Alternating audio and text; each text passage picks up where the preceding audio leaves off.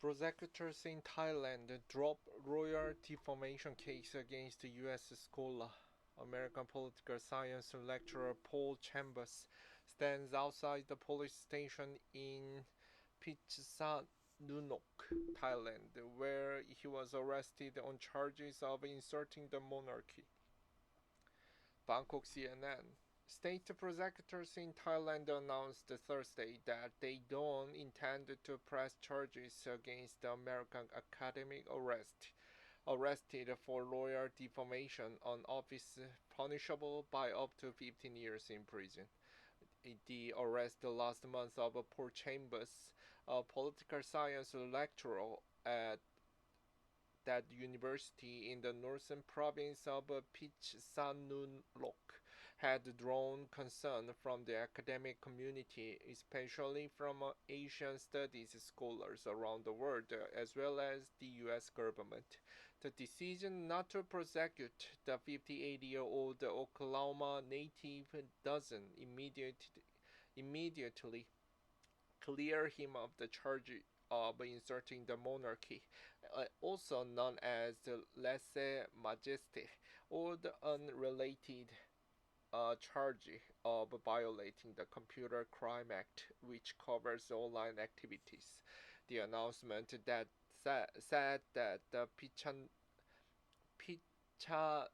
Phitsanulok provincial prosecutor will request the provincial court to drop the charges and forward the case file and non-prosecution order to the Commissioner of Provincial Police Region 6 covering Phitsanulok, who may review and contest the decision. Chambers, a 58-year-old Oklahoma native with a doctorate in political science from Northern Illinois University, was arrested in early April on the complaint made by the Northern Regional Office of the Army's Internal Security Operations Command. He has studied the power and influence of the Thai military, which plays a major role in politics. It has staged 13 coups since Thailand became a constitutional monarchy in 1932, most recently 11 years ago.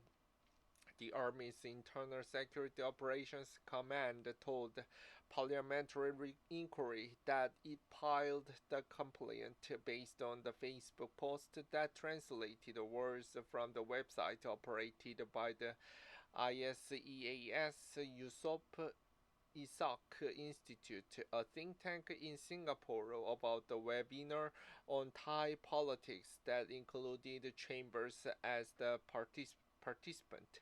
Chambers supporters said that the blurb for the webinar, which was cited in his charge sheet as evidence, wasn't written by him.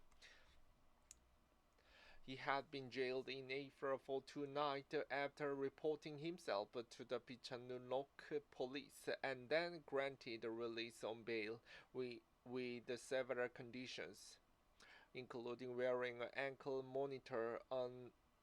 A court on Tuesday allowed him to take up the device.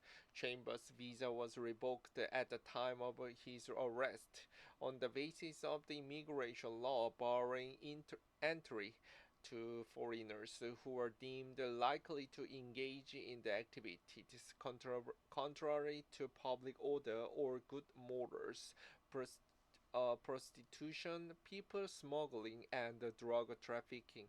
It wasn't immediately clear whether the revocation will stand. This case reinforced our long-standing concerns about the use of land majesty laws in Thailand, a U.S. State Department statement said after Chambers' arrest. We continue to urge Thai authorities to respect freedom of expression and to ensure that laws are not used to stifle permitted expression.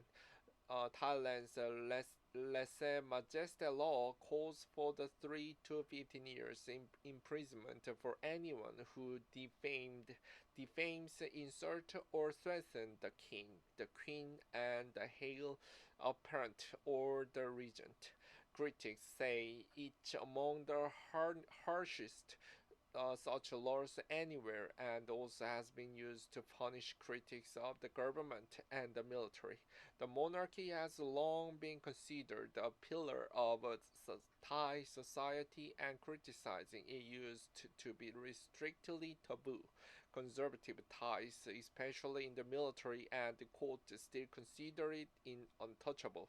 However, public debate on the topic has grown louder in the past decade, particularly among young people, and students lead pro-democracy protests starting in 2020 began openly criticizing the institution that led to vigorous prosecutions under the previously little used law.